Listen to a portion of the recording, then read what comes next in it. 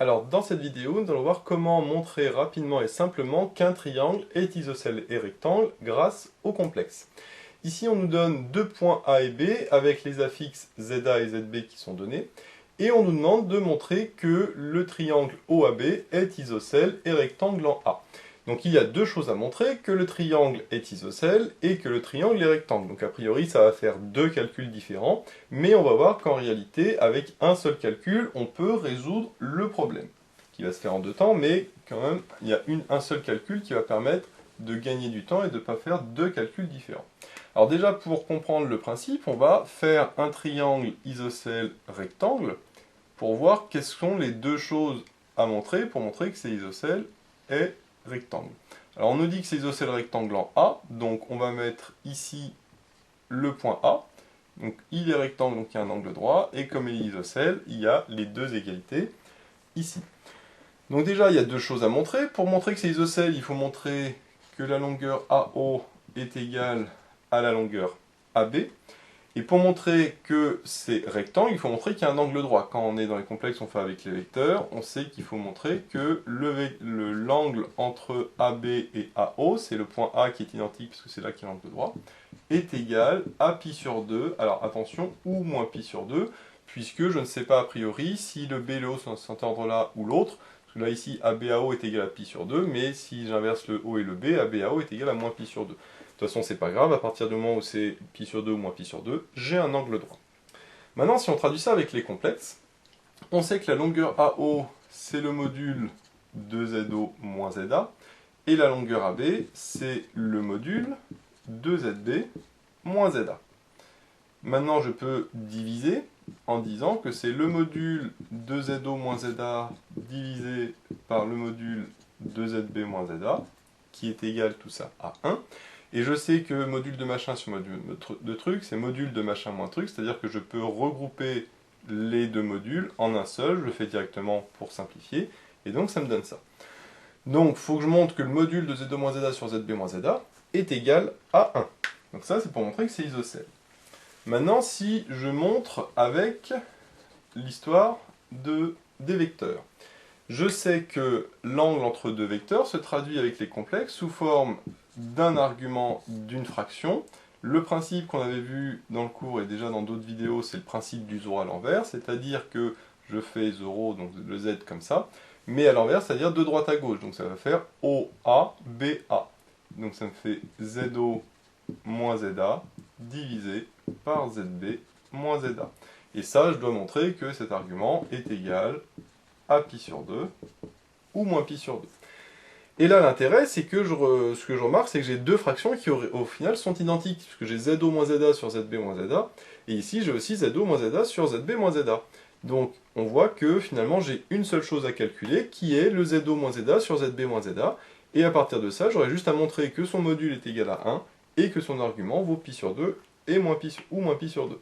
Mais, au final, je n'ai qu'une seule fraction à calculer, qui est ZO moins ZA sur ZB moins ZA.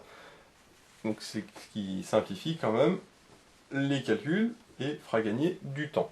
Donc au final, en calculant ZO moins ZA sur ZB moins ZA, donc ça va me donner un complexe dont je calculerai le module de l'argument et ce sera suffisant pour montrer que mon triangle est isocèle rectangle grâce aux petits raisonnements qui sont ici. Bien sûr, on fera les raisonnements inverses tout à l'heure.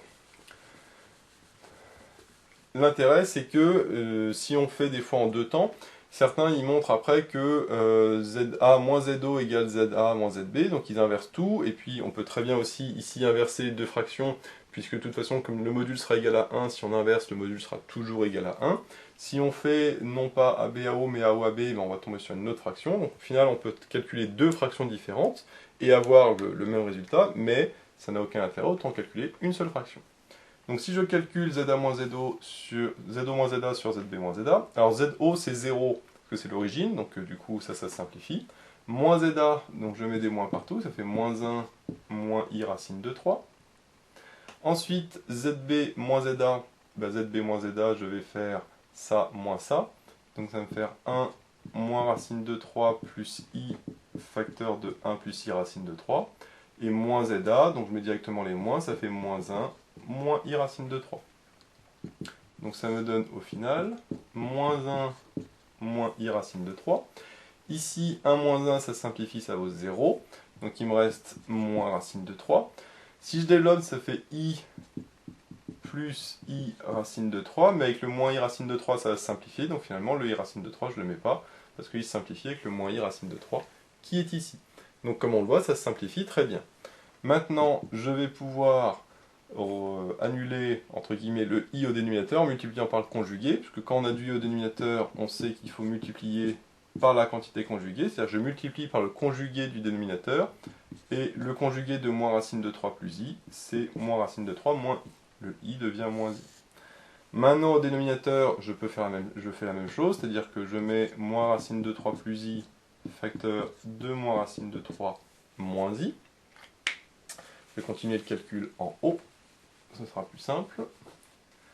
Maintenant, je peux déjà faire le dénominateur qui est le plus simple, dans le sens où le principe, quand on multiplie par le conjugué, c'est toujours le même, c'est que ici j'ai z, et ici j'ai z bar, le conjugué de z. Mais je sais que z fois z bar est égal à module de z au carré, c'est-à-dire a carré plus b carré, avec a qui est la partie réelle et b qui est la partie imaginaire. Donc c'est toujours la partie réelle au carré, c'est-à-dire moins racine de 3 au carré, qui fait 3. La partie plus la partie imaginaire au carré, la partie imaginaire c'est 1, attention c'est pas i c'est 1, donc plus 1 au carré qui fait 1. Ça c'est toujours le principe de la quantité conjuguée. Et au numérateur, je développe, moins 1 fois moins racine de 3, ça me donne racine de 3. Ensuite, moins 1 fois moins i, ça donne plus i.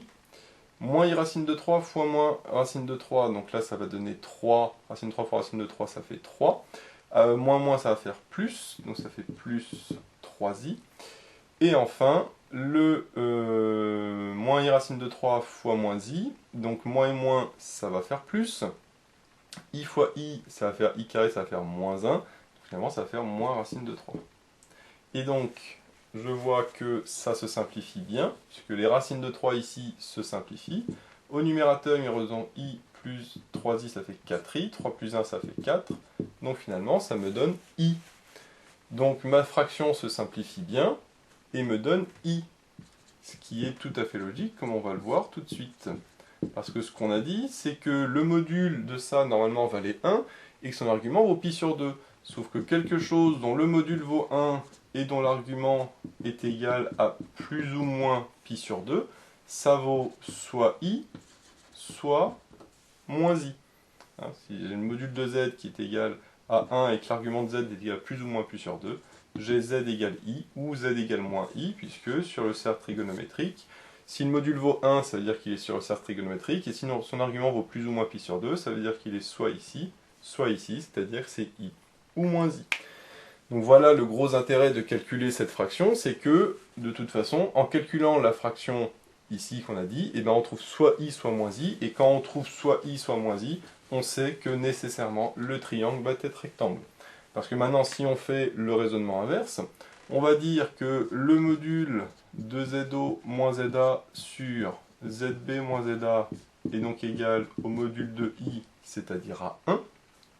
Mais le module de ZO sur moins ZA sur ZB moins ZA, ça je sais que c'est égal au module de ZO moins ZA divisé par le module de ZB moins ZA, donc égal 1.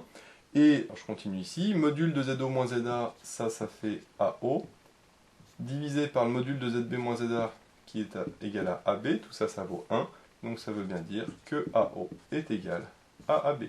Donc j'en déduis que mon triangle est bien isocèle.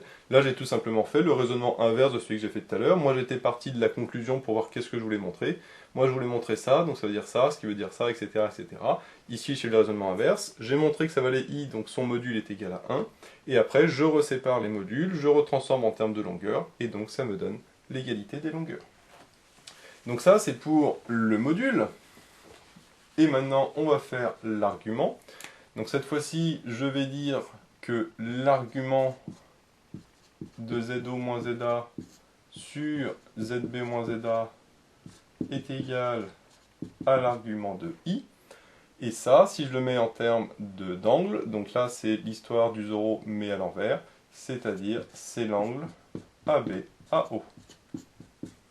c'est-à-dire que ABAO égale l'argument de I, et l'argument de I, je sais que c'est égal à pi sur 2, alors modulo de pi, donc on peut mettre plus 2 qu'à pi, mais ça ne change rien dans le sens où ABAO égale pi sur 2. Donc ça veut dire que j'ai un triangle qui est bien rectangle en A. Donc voilà un petit peu l'idée, on voit qu'une fois qu'on a calculé la fraction, après il suffit de quelques lignes, ici 2 suffisent, pour le module un peu plus éventuellement, pour montrer que le triangle est isocèle rectangle. Donc retenez que quand on veut montrer qu'un triangle est isocèle rectangle, on calcule une fraction, une seule fraction, qui vaut toujours soit i, soit moins i, puisque le module vaut toujours 1 et l'argument vaut soit pi sur 2, soit moins pi sur 2, donc on trouvera nécessairement soit i, soit moins i, c'est toujours la même chose. Ça, on aurait trouvé par exemple moins i si j'avais fait l'inverse, c'est-à-dire si j'avais fait zb moins za sur zo moins za. En faisant zb moins za sur zo moins za, j'aurais trouvé 1 sur i, c'est-à-dire moins i, et donc à ce moment-là, j'aurais eu toujours le module qui vaut 1, mais cette fois-ci l'argument qui vaut moins pi sur 2. Mais ça ne change rien, on a toujours un triangle rectangle. Et ça changera au niveau du raisonnement, parce que si on inverse les deux, on aurait la longueur AB sur la longueur AO qui vaut 1, donc ce qui fait toujours AB égale AO, donc ça fait toujours un triangle isocèle. Et ici, si j'avais inversé, j'aurais eu non pas ABAO, mais AOAB, mais si AOAB est égal à moins pi sur 2, et bien j'ai toujours mon triangle rectangle. Donc voilà un petit peu l'idée pour montrer qu'un triangle isocèle rectangle, on calcule une fraction qui vaut toujours soit i, soit moins i. Donc voilà, j'espère que cette vidéo vous sera utile. N'hésitez pas à vous abonner pour être au courant des nouvelles vidéos qui sortiront. J'ai mis le lien dans la description vers l'annonce de l'exercice, ainsi que vers d'autres exercices sur les complexes. J'ai également mis le lien vers la page Tipeee où vous pouvez soutenir Méthode Maths. Et moi je vous dis à bientôt pour de nouvelles vidéos.